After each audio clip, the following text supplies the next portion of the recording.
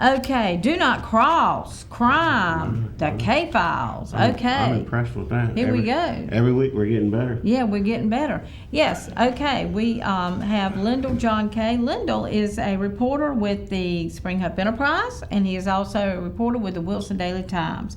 We appreciate both of those papers and really good I appreciate you saying that. papers. Maybe I don't get in trouble with my boss now. Yeah, really good papers. So, Lyndall, here we go this week again with another version of another week of the K-Files. Sure. We're going to talk about Lee County. There's some folks that are tuning in, especially for that. So just let them know that we're going to talk about that Lee County, Fayetteville area case. Fayetteville area, so okay. Hang in for that. Okay. Also, just some house cleaning stuff, to talk about the importance of partners. And we have partnered with Fighting Crime, and we have a new phone number, folks. If you've got information on these stuff that we're talking about, right, that new number, and I got dyslexia, so make sure I'm going to go slow and get it right. We'll make sure you get it right. 252-406-6736. 252-406-6736. So if you've got information on any of the stuff that we're talking about, you call that number. Sandra and I will not get that information. That information is not coming to us. That we will not know. Is going to Fighting Crime, who has the complete trust of the local law enforcement, and that information will be given to them. And then, we've got some big news coming, right? I don't want to spoil anything right now, but we've got some major news coming on this whole thing, and we've got things that are going on that are above us, right? I mean, we've got some things going on that include WHIG and include myself and include Fighting Crime, but it's really it's some moves that are going to incorporate all of us, but way above us. And folks, so we got some big news coming on that. So just hang in there. We got some reward money coming. We got all this stuff coming. So again, 252-406-6736. Okay. And we can put that on the screen as well for folks. Right. So. All right. So talking about partners, right? Right. Detectives, they use partners. A lot of times people use partners. When I was doing a lot of investigative reporting, I like partners. I knew last week when the show was over, about an hour after the show, I knew that you're gonna make a good partner, because you called me last week and you said, do you remember what you said? Well, I said a lot. Yeah, you do. You say a lot, too much. Be quiet. So no, but you said that we didn't spend enough time talking about who Jeff Cobb was as a person and his contributions to society. And you know what? You're absolutely right. I was in a hurry to get out the information of his brutal murder, because I wanted to wake people up and let them see, this is what's happening and we need to do something about it. But you're right. So next week, we're going to take the entire segment and we're going to talk about what Mr. Cobb has done, because his accomplishments, it's mind-blowing what all that Mr. Cobb has done and in his lifetime. And just one of those things would be a lifetime achievement. All the things that he's done, if somebody had just done one of those, that's right, it would be an achievement. So he's, he lived several lifetime achievements in his time on his long life on this earth. You're right. Okay, so when we get into talking about Mr. Cobb, I had some stuff I was gonna some whatever. I want to talk about brothers for a minute, and I talked to Mr. Cobb's brother Richard before about this, and this is a painful thing for him. I'm sure it is. I'm sure. I get asked all the time, people ask me all the time why I dig up these things, why I cause problems for people. People are trying to forget, and why I make them relive things that they, painful things from their past and all that. And I think the thing that I hear the most is that I don't know anything about this. I've never had this experience, and I let people say what they want to say, because people need to express themselves, So I usually, that's what makes me a good reporter, I think, is I listen a lot and let people, have their say. Right. But I do know a little bit about this, and thinking about Mr. Cobb, Jeff Cobb and his brother Richard, I was really thinking about my brother David. And, my brother David, and he was my older brother. I got 5 brothers. He was the one closest to me. And in high school, he was always the cool one. You know, he always had the hot girlfriends. He had a red convertible. You know, he was the total opposite of what I was, and I looked up to him so much. You know, but he got into some drugs in high school. He got into a little bit of trouble. You know, it haunted him the rest of his life. It was hard for him to get a job. You know, he worked construction, but it was hard for him to get a job outside of construction because of his record. You know, he grew up a little bit. He got married. He was married for a long time. That didn't work out. He got married again, and then eventually he moved to Alabama. And you know, my family's real close knit right there in Lee County. I'm the only, you know, I got a brother. My oldest brother's in Texas, and I'm here an hour away, and then everybody else is right in Lee County. Right. But my brother David went down to Alabama, and you know, he was down there for a little while, and then in late 2007 we got a call that that nobody knew where he was at, and. You know, I mean, I've been doing this professionally for years, writing about missing people. And then when my brother, you don't know where he's at, and I mean that is the worst feeling. Yes. Absolute worst feeling. We thought maybe he was coming back home, you know, for a little while, but that didn't happen. We didn't know where he was. And of course, I mean, he's 50 years old, so he can go wherever he wants to. Right. But he was a guy that always checked in with his father. So when was this that he went missing? This was 2017. 2007? Oh, that's recent. Yeah, 2017, and we don't know where he's at, and we try, you know, he's we're trying still to a missing person. Well, then. we'll get to it. Hold on. Wow. We'll get to it. So. Well, I'm anxious. Well, you don't know because I don't talk about it. You don't talk about it. I saw it in your list, and I said, "That's his brother." Yeah, you know, so I work with the Aware Foundation, which helps find missing people, and so I contacted them, and they didn't waste any time helping. And the poster that you mentioned, they circulated this poster in Alabama. They put it on social media. Well, that's hard to look at. Yes, I'm sure. So we don't know where he's at, and we're trying to find him. And I'm doing what I can do. I've got a nephew that's a detective for the Fayetteville Police Department. He's making phone calls. He's trying to find out what's going on. He was really helpful. I mean, this young kid really carried my entire extended family through all of this. And you know, so we get to the point where we start to learn, you know, a little bit about what my brother was going through. He had we think he had meningitis, which is a very, very painful disease. It affects the brain, and you're not really thinking clearly, and it's bad. So I got the call a couple days before Christmas that year that my nephew called me and said that David had went out in the woods and he had hung himself, and we didn't know where he was. For it was a little while, but it brought up some memories because my uncle, when I was younger, I had an uncle that hung himself, and it had taken so long for folks to find him that when they finally did, his toes had fallen off.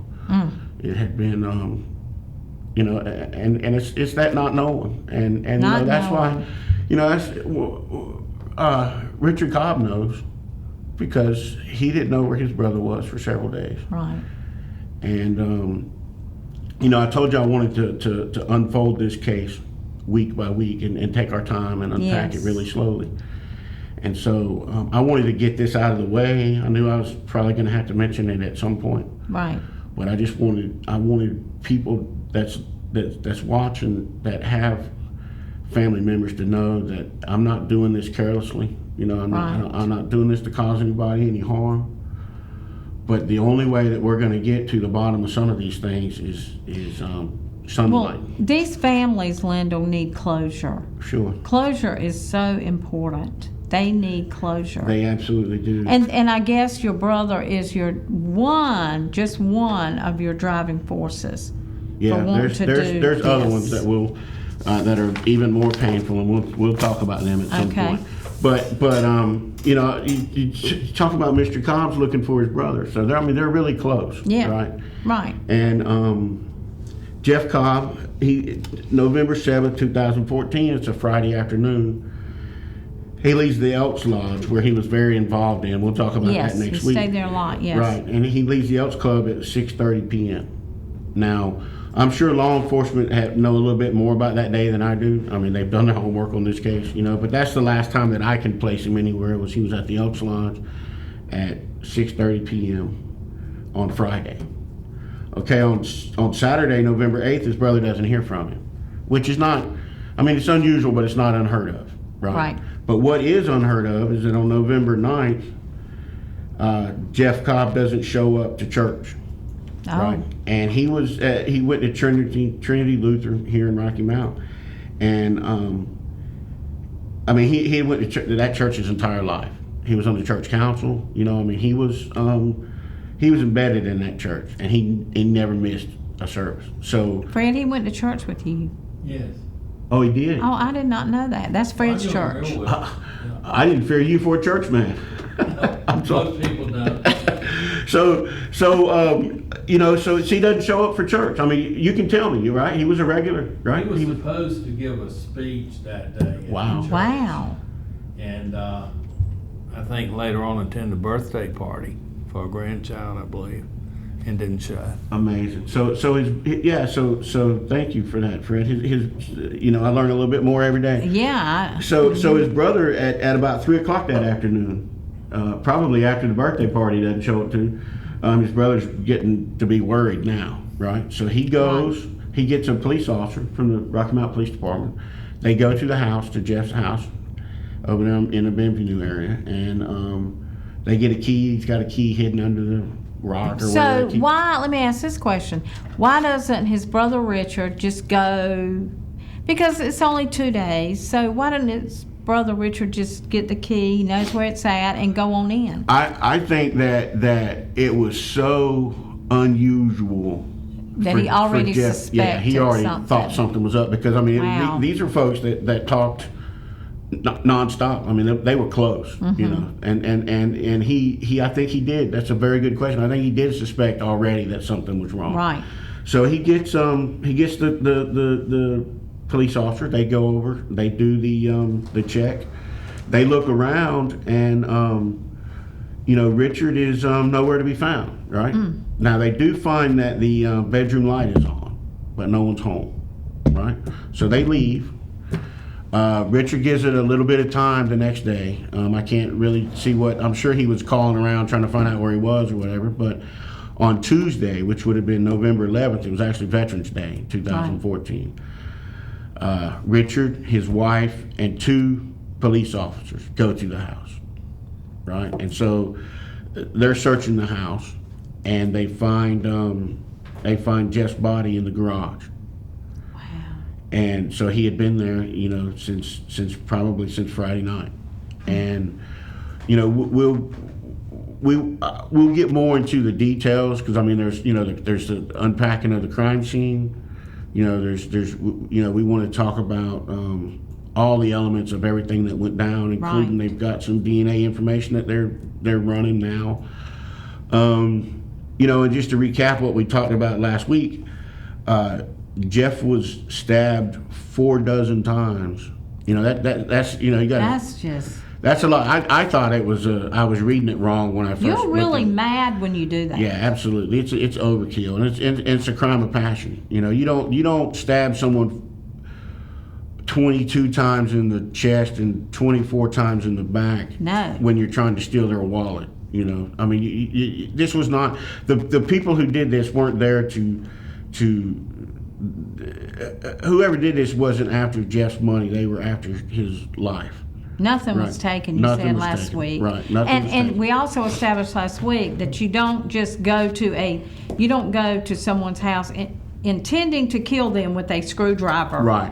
And that was something that was picked up. Right. And I don't know, I mean, you know, law enforcement's holding back information, which they should. You know, Yes. And I said this last week, I want to always say, I don't think I'm a cop. I don't think I know how to do this job better than the cops do. I just tell these stories, and hopefully the stories that I tell will lead people Yes. back. to the cops, and that's what Yes. we're doing here. But, you know, we don't know if that was, to me, you know, I've been doing this 20 years. To me, screwdriver as a murder weapon tells me that it was probably in Mr. Cobb's house, and that's just what they grabbed. That's what they grabbed. You know, That's what I it could be sounds like. wrong. I mean, you know, there could be a set of screwdrivers at his house that's missing one, you know, or it could be there. The Yes. cops could have it for all I know. You know, I'm just saying that we know from the autopsy that a Phillips head screwdriver was used, and like I said last week, they stabbed him so hard that the handle, the end of the handle left bruises on him on most of those. So I mean, this was a slaughter, is what it was. It was Jeff Cobb was slaughtered. But you said he was covered up. He was, and now you're jumping ahead of me, Sandy. I'm sorry. That's fine. I'm so interested. No. But you made the statement that was very interesting to me because I did not know this. You said if they cover the body up, this is in generalities. If they cover the body up, what does that mean? Especially the face. If a murder victim's face is covered, and I'm not just guessing this. I mean, this is psychological work that was developed by the FBI, you know, years ago. Right. And I read enough books about it to be stupid. Right. But if you cover up your victim's face, that usually shows that you're ashamed of what you've done. And it can show that you know the victim and you don't want to see the victim's face after you've done what you've done. Right. But it definitely shows shame. And also, you know, why take the trouble to cover him up when he's in his garage in his Right. own home? You know, I mean, Exactly. it's not like they left him in the woods or something. Right. You know, not like they dug a grave and tried to hide him. I mean, he's in his own home. So you think he was killed in the home and taken to the garage? I Not think he killed was in the garage. Well, I think he was killed. Oh well, I don't know. I think he was killed in the garage. I mean, his garage was an office. The garage would have a screwdriver. It could, but his garage was also partially an office. Like he had remodeled it into an office. Well, I mean, there could have been tools and stuff there too, but he used part of it as an office, and he was actually found in the bathroom of the office. Wow. And we'll get into next week, or actually the week after, because next week we're going to talk about what a great man Mr. Cobb was. But if you look at the two things, you look at the overkill of the 4 dozen stab wounds, right? And then you look at the fact that they I say they because I don't know if it was 1 or 2, you know, 3. Yeah. You know, it could have been one person, you know. Right. But whoever the assailant was, covered his face up afterwards. So, you know, I mean, you put those two together, so you've got passion and anger, which usually means that they know the victim, and you've got shame in covering the face up. So, folks, the reason why we're talking about all this and I'm dragging up these bad things is that somebody knows who it was. They knew Mr. Cobb. This wasn't a random thing. This wasn't a home invasion where they stole his money. No. That somebody was there, and we'll get into in the coming weeks why they were there, because we know that too. So again, that number, 252-406-7636. If you know anything, give that number a call. That information will not be shared with anybody. That information will be given to law enforcement. And in this meeting we had last week, we've got another meeting coming up. We're going to release a lot of information about this, folks. This is not me and Sandra out on a limb. We have the complete backing of the Rocky Mount Police Department, the Edgecombe County Sheriff's Office, and the Nash County Sheriff's Office. Absolutely. Right. The 100% on board with these And the things. DA. I talked to the DA. He can't get involved in these things, but he has no objections. Right. Very good. So again, 252-406-7636. Numbers right there on the screen for you. Oh, amazing! How are we doing on time? We have got to go to break now. It's 8:17. We're ready, and then I guess we'll segue into another. Yes, we're going to talk about Mr. Butler for a minute, and then Mr. we're Butler. going to move on to the Lee County case. So, Okay. folks, if you tuned in from Fayetteville or Lee County for that, we're going to talk about it in just a second. We'll be right back.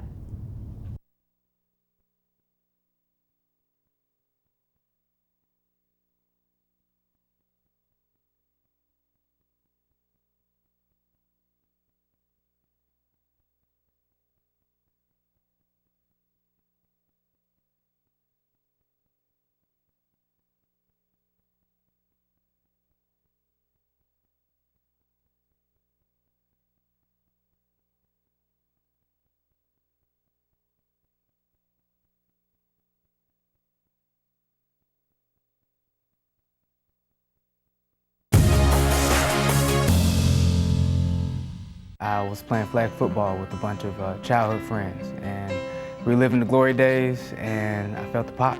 I wound up tearing my quadriceps tendon. The MRI took place, and then it was like you really need surgery. Surgical repair is the only way to fix it. After surgery, of course, there was the rehab phase, and it was a breeze. It really was worth it to do it here with a qualified and exceptional team. This was the best place that I could have chosen, and it's right here in Rocky Mount. I was treated like a rock star. 50% of the air you breathe in your house comes out of the nasty, damp, moldy crawl space. How do you feel about that?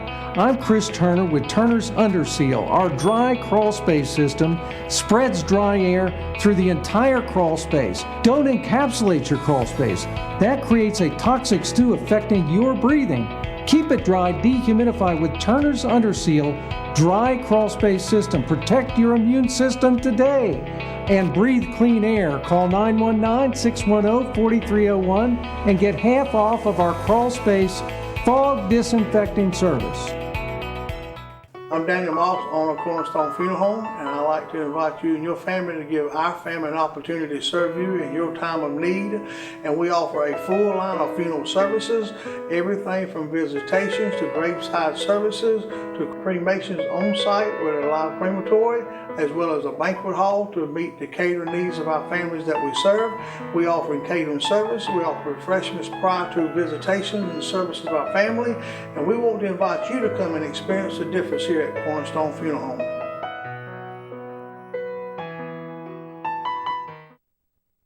When faced with special care needs for elderly or disabled loved ones, families want compassionate, comforting care.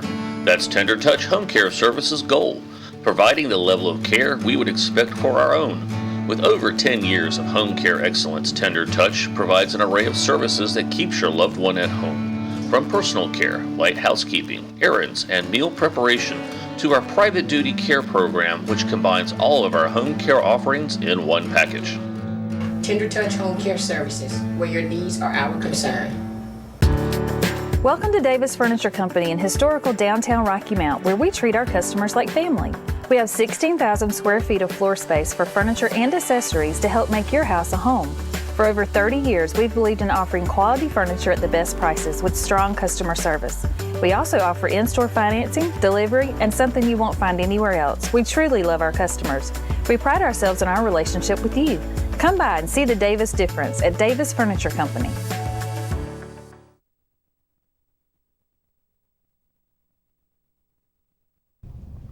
Okay, and welcome back. And I think we're going to segue into Carl Butler that we spoke about last week. Yes, missing person from the Meadowbrook neighborhood. Marlboro Place, was it? Yes, 2005. He had some medical conditions. He walked away from home and has not been seen since. His poor wife spent years trying to track him down. I'm now trying to track down the wife. You know, sometimes these cases are so old that trying to find people just to talk to these people is like having to run a missing persons case. Right?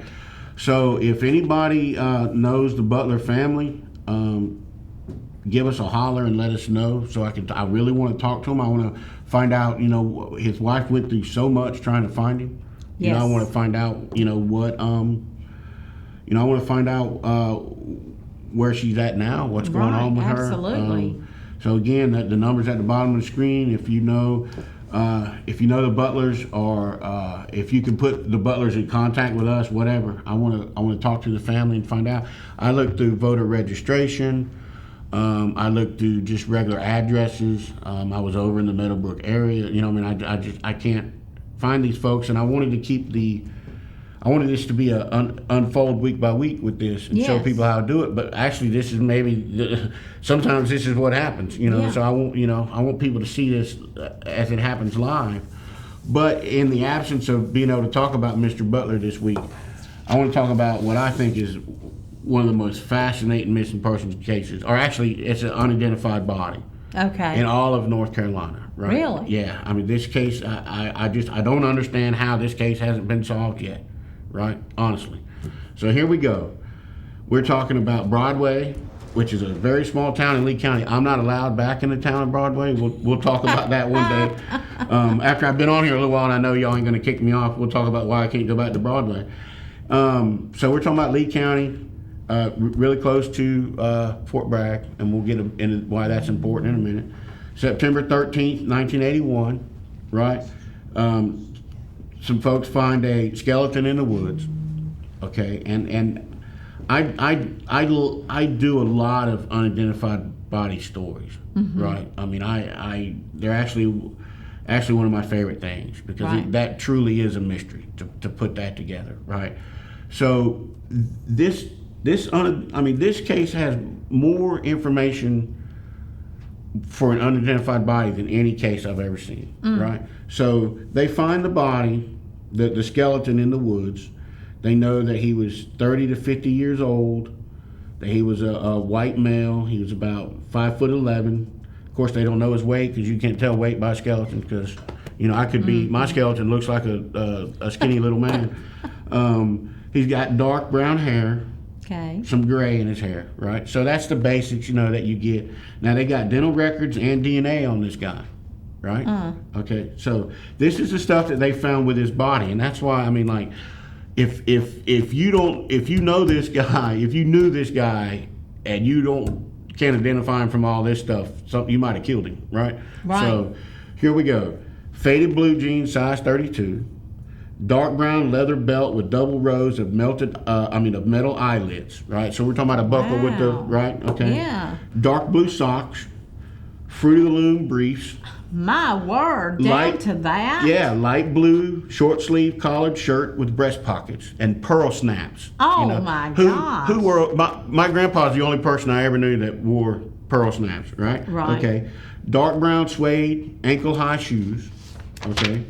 We're not even halfway done with this. When did this happen? This was 1981, and they believe he died within 6 months of finding him, right? So, but you know what though? The thing is, in 1981, no internet, right? No easy access to put this out on a database and let people, let the web sleuths get a hold of it and start digging on it. So I think what's happened in this case is that law enforcement always looks at it, right? You know?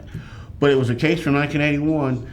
The in all the NamUs databases and all these databases, they always have a law enforcement agency that's investigating the case. Right.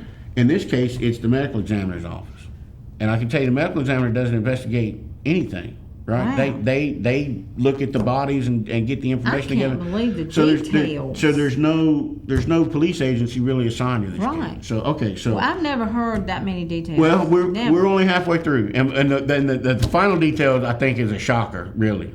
Okay, so got a pack of Winstead 100s in his pocket, in his pearl snap shirt pocket.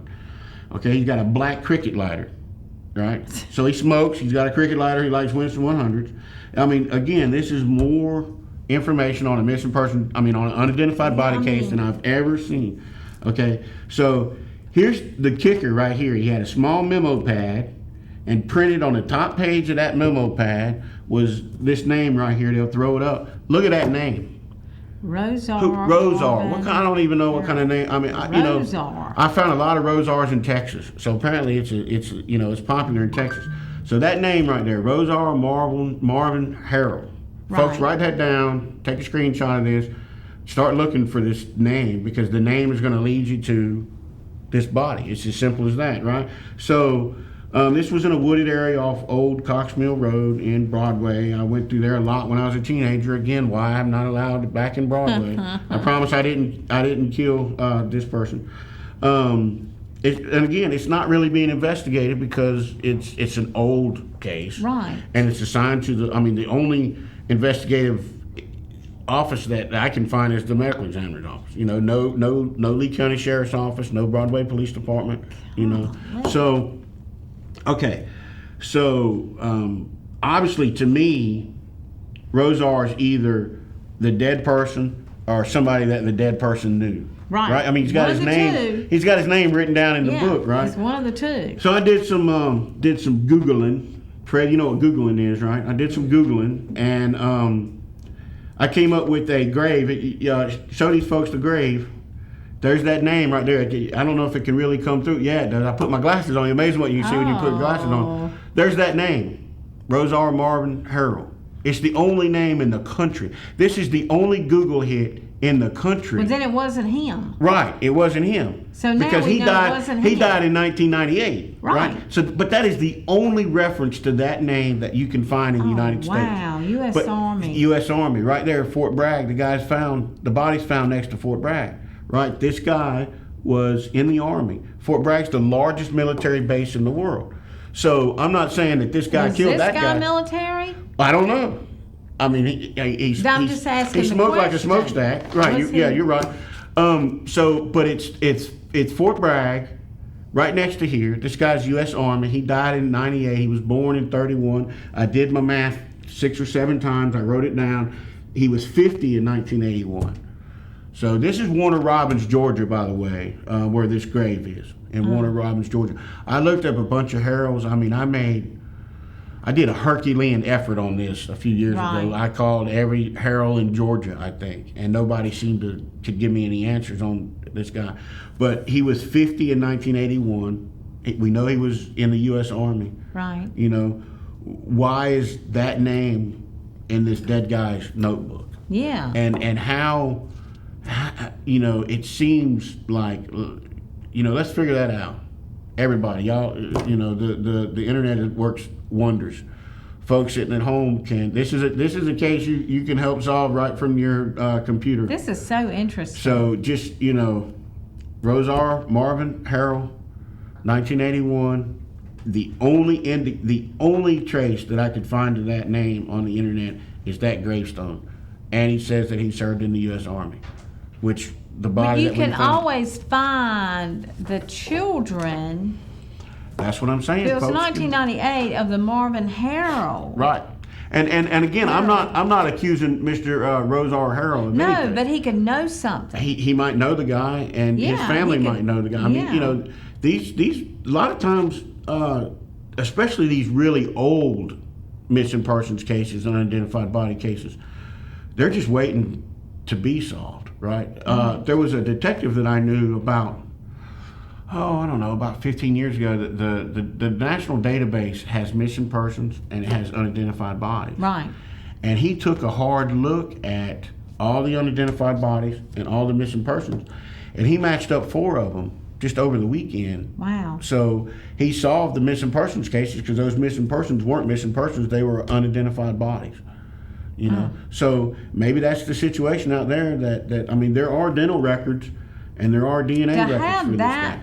Many details. I think it's just so long ago. Never seen I details think like it's time that. to look at that again and let's figure out who this dead guy is that loved Winston's and dressed rather snazzy. You know, I mean, he's got blue collared pearls with snaps. He's got Fruit of the Looms. He's got brown leather belt. You know, I mean, the best description. Yeah. Of any unidentified body that there's every year there's about 4,000 unidentified bodies that pop up in the United States. So this is there's a lot of them. A lot of them get solved pretty quick. Some of them never get solved. Right. But I think this is one that people can do something with I think so. Right there in Broadway. So how much time we got? Okay, we got to go to break. I'm getting better at this, ain't I? You are. You really, really are. Rosar, We folks, got y'all about 2 can minutes. figure out what Rosar Marvin Harrell. That's right. You can figure out who this guy is. Okay. And I'm like you. The name Rosar.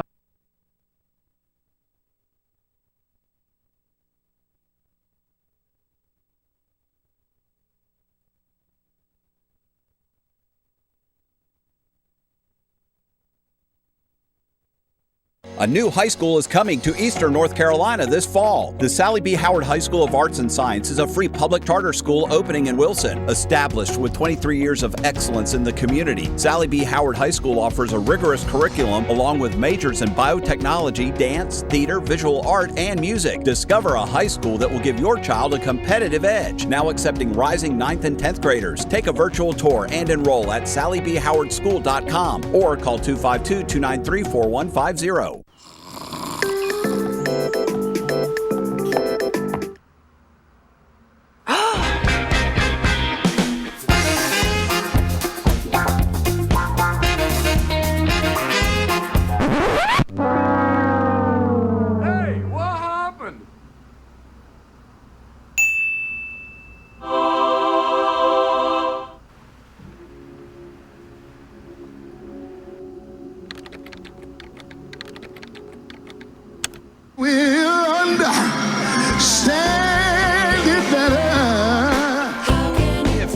ministries in your congregation can't make it to Sunday service, bring it to them. No matter their location, give members the opportunity to experience the joy and peace your ministry provides on a weekly basis. At M4 Media, we provide video streaming solutions with easy financing options. Visit m4media.us or give us a call at 919-972-8543 for your free consultation.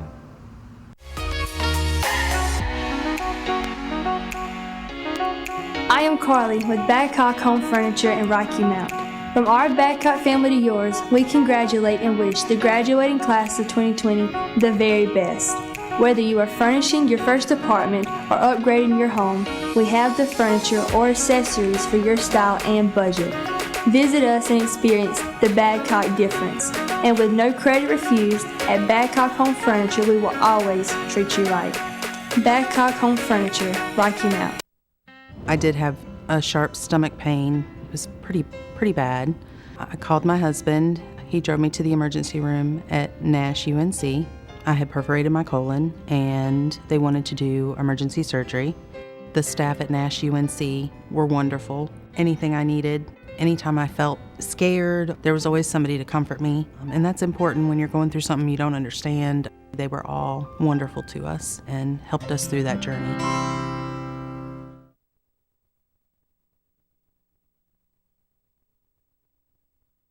This weather segment is brought to you by Fred's Food Club, the home of rock bottom prices.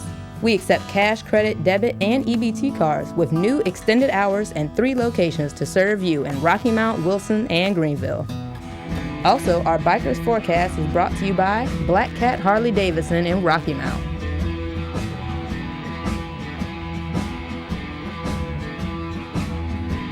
And good morning again. Time to take a final look at our weather this morning, and let's start off by taking a look at the current conditions.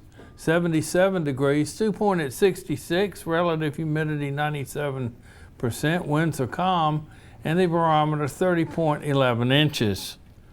Well, as we go through the day today, we will see a chance of showers and thunderstorms becoming a little more numerous this afternoon and tonight. Around 40% during the day, 30% tonight. And then for tomorrow, they increase, they about double in coverage. So we'll see what's going on there. Let's take a look at our satellite picture. This is the look at the tropics here. A couple of things to mention here. First of all, out here in the Atlantic, we see a wave that has come off the African coast. This is a little early in the season to see this.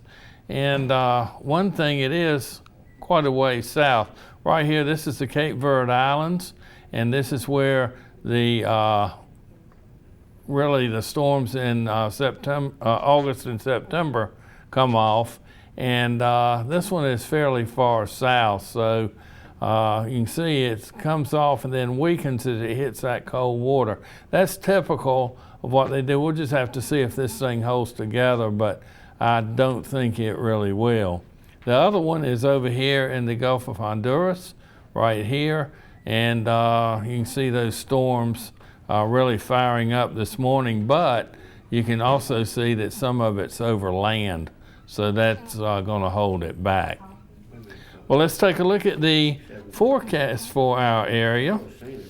And for today, we'll see a chance of showers and storms, mainly during the afternoon. The storms will be fairly scattered. You won't see them coming up numerous as we have seen in the past day or two. A high temperature of 80 degrees. For tonight, partly cloudy, chance of showers and thunderstorms, a low temperature of 65 degrees. And then for Friday, showers and thunderstorms becoming likely, mainly in the afternoon, with a high of 82. Friday night, mostly cloudy, chance of showers and storms. They become likely with a low of 67. And showers and storms likely again on Saturday, a high of 81. Saturday night will be mostly cloudy, chance of showers and storms, a low of 67. And Sunday, And Sunday night, chance of showers and storms, high of 86, low 71. And same thing for Monday, a high of 88 and a low of 72. Looking across the country yesterday, the high temperature was 110 degrees at Rio Grande Village, Texas, and the low 24 at Incline Village, Nevada. Looking at the biker forecast, there's a slight chance of showers this morning, and a chance of showers and a slight chance of afternoon thunderstorms.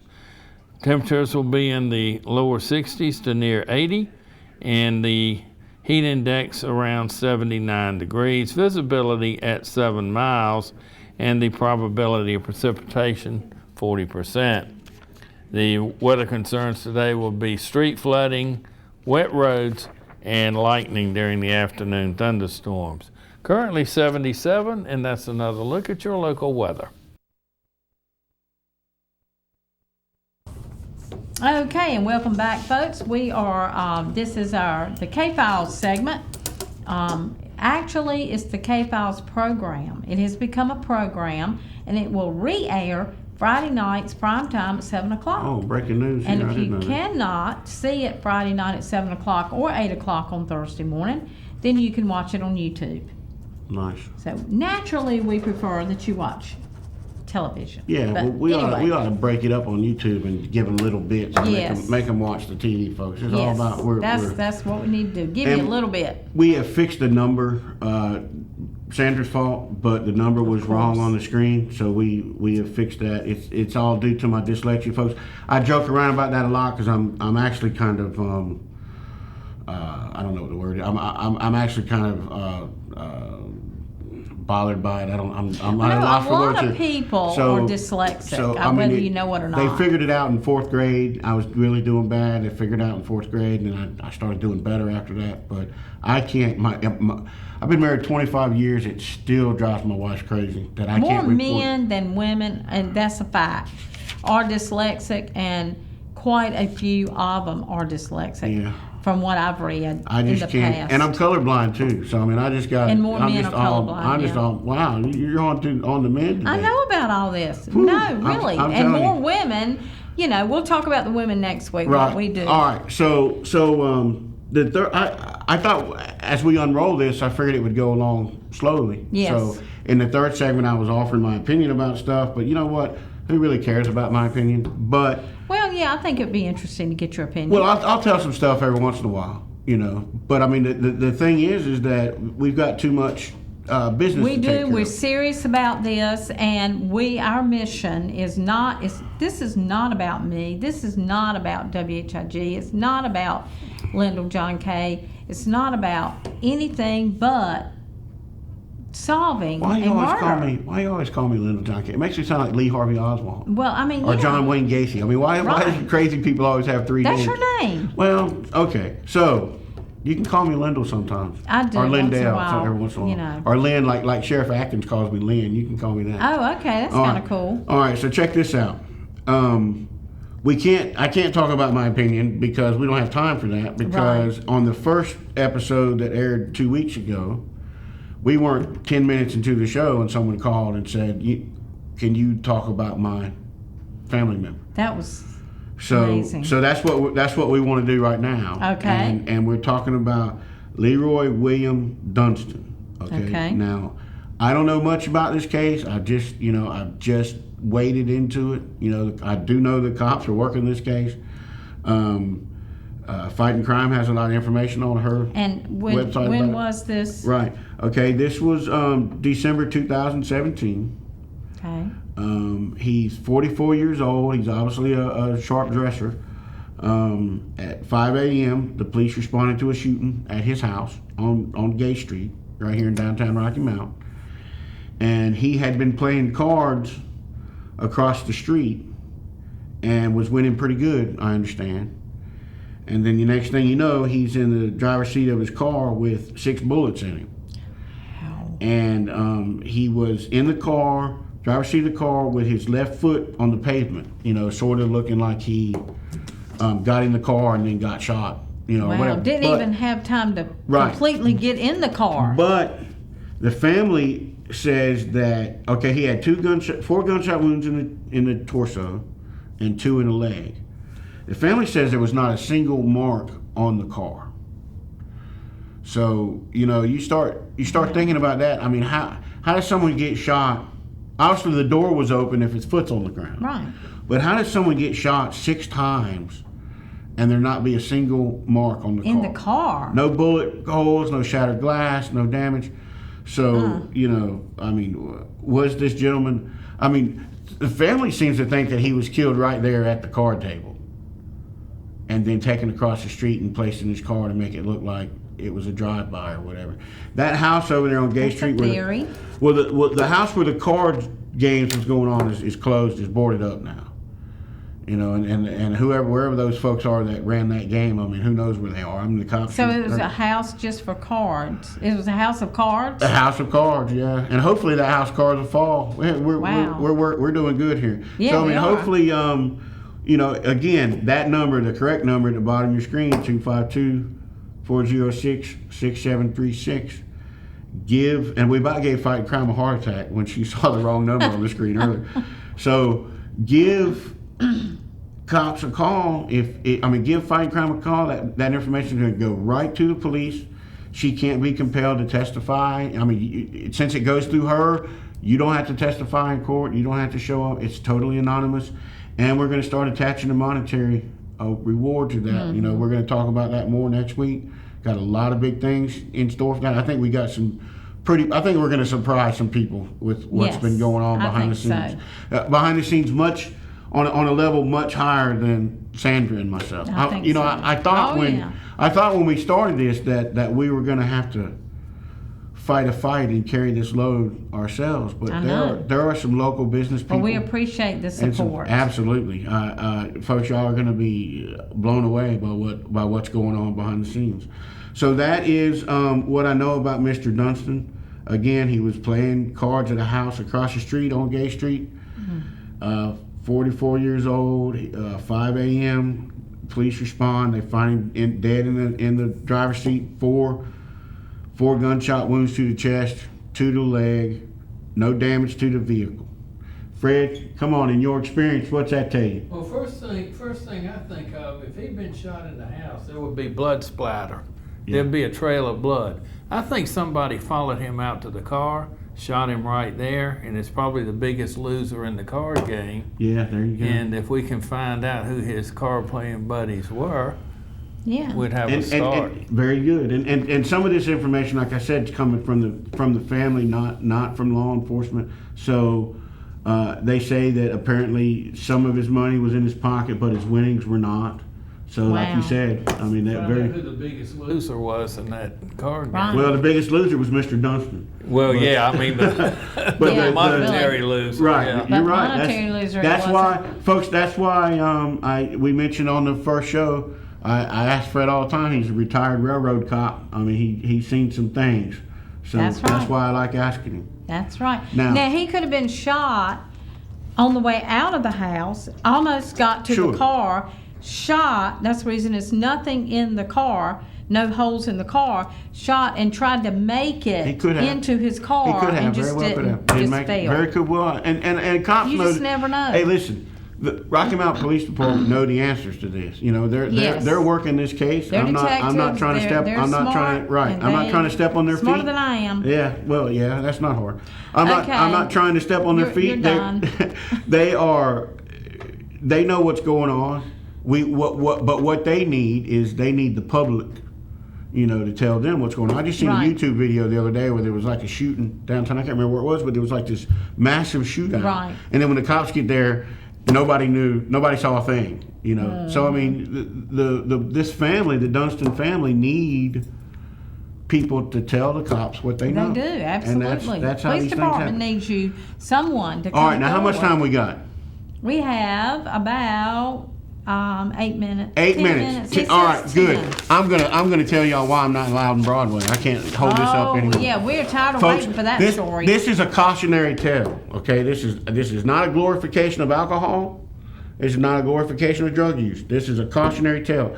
I tell this to my children, and I got 5 pretty good kids. I got one in Chicago, doing graphic design up there. I've got a daughter in the Navy in Japan.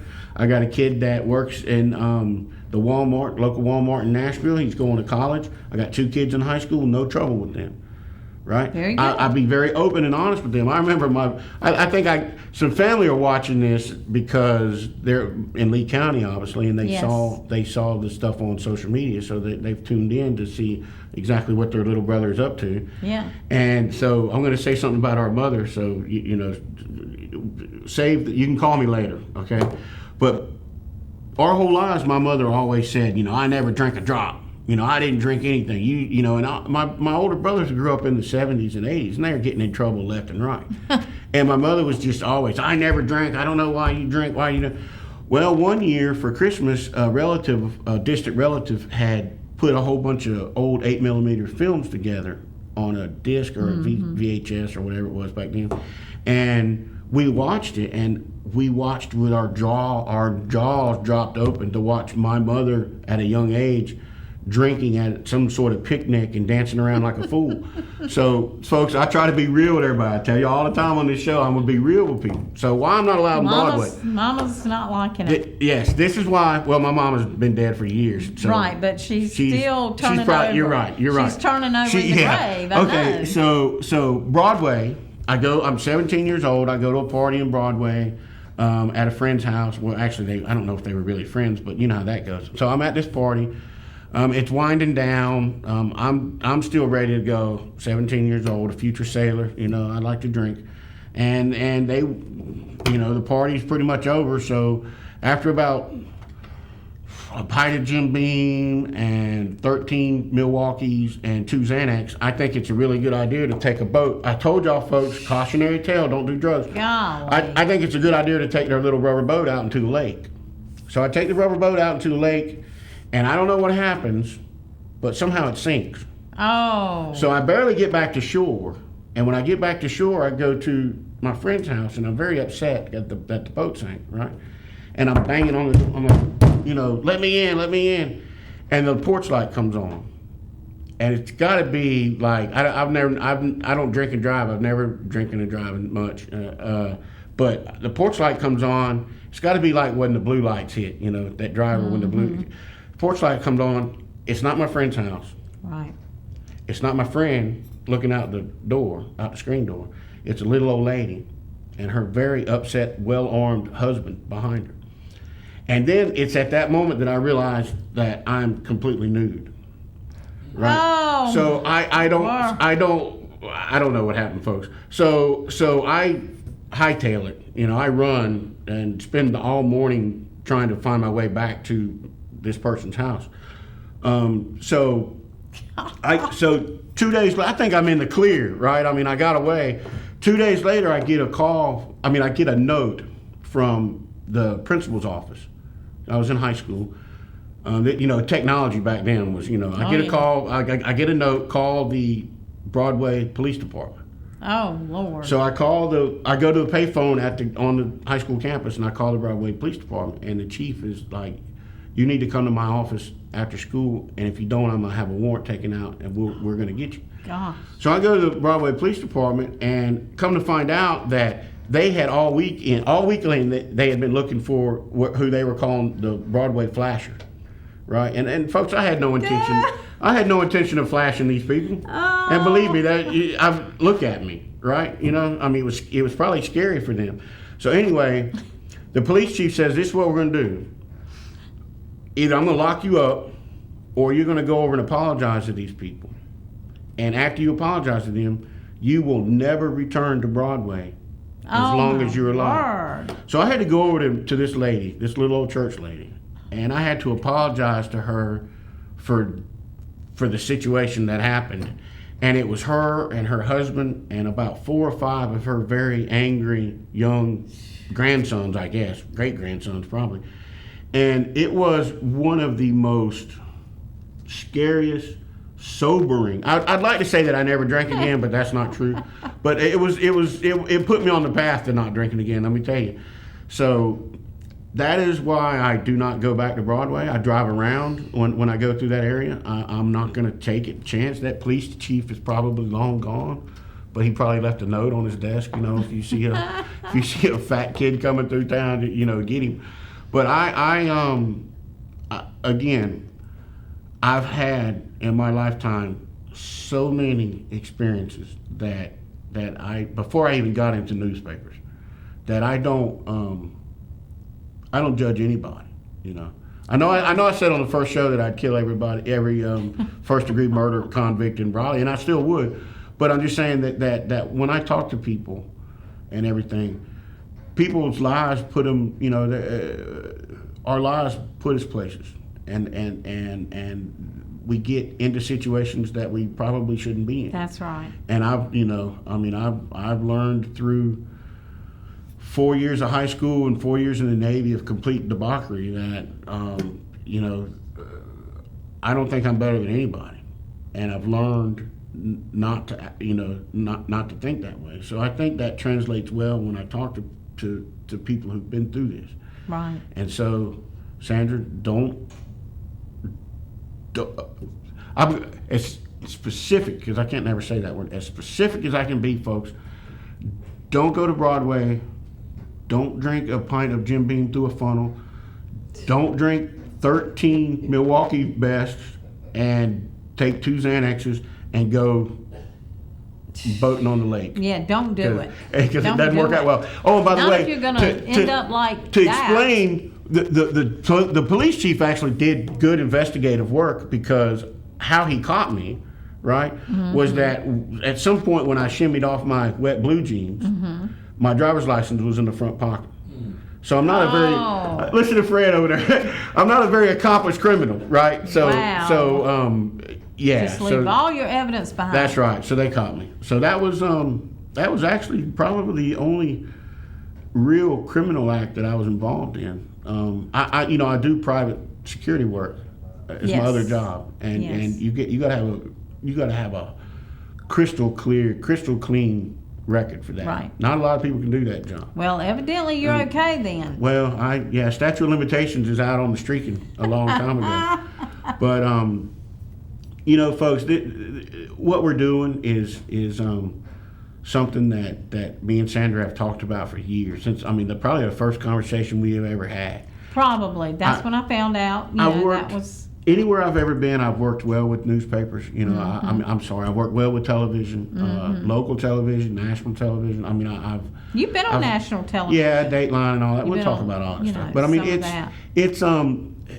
it's to me, the goal is to reach as many people as possible with this information about unsolved cases, so that we can get law enforcement help. That's our goal. So if I can be on TV, I do a radio show down at the beach. I call into a radio show every week down at the beach. Right. Whatever I can do to get more eyes and more ears, more people thinking about these cases. Because these cases shouldn't be, especially like the missing persons cases, we shouldn't have. No. We shouldn't have tens of thousands of missing persons. No, we should not. And law enforcement can't do that kind of case on its own. They can't. Missing persons cases the public has to be involved in that. Yes. Like I said on the first episode. And you can do it anonymously. Absolutely. You don't have to tell who you phone are. Number. Nobody's going to find out. I hate to read it again because I'm sure I'll get it wrong. But we're going to. There it is, right there. There you go, right there. Copy it down. Write it down, folks. As time goes by, you're gonna start picking up some cash. So